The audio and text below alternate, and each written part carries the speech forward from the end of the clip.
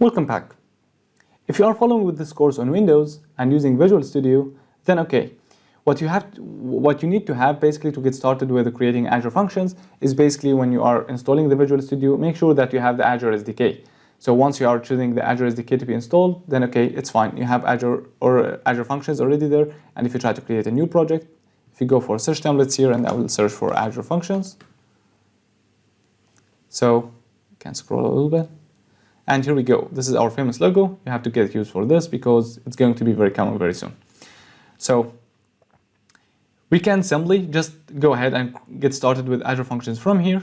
You can give it a name, and then if I click Create, okay, here you can choose the template that you want to get started from. Like, is it going to be from an empty project, blob trigger, Cosmos DB trigger, durable functions, which said like basically it's an orchestration of Azure Functions that they can run like synchronously one after the other and so on.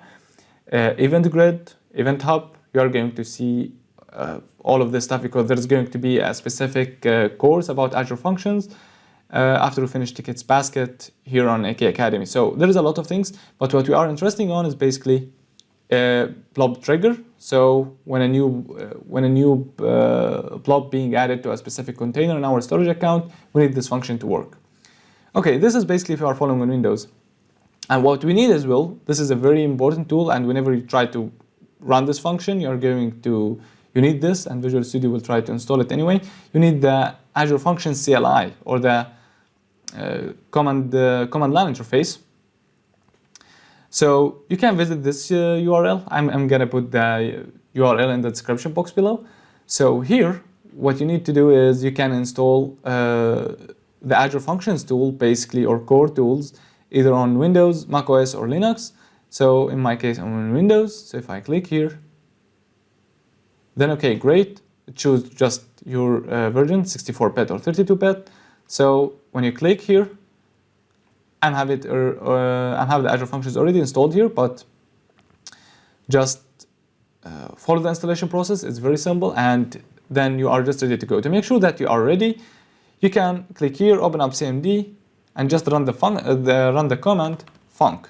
Click OK, and here we go. If you see this means okay, you are just ready to go. We can go ahead and create our first function by calling the function in it, and then function new, and so on. So this is everything for this session. I think getting started is something very easy. And starting from next video, we are going to create our Azure function for our project. And basically, then we are going to implement the code behind creating the thumbnail.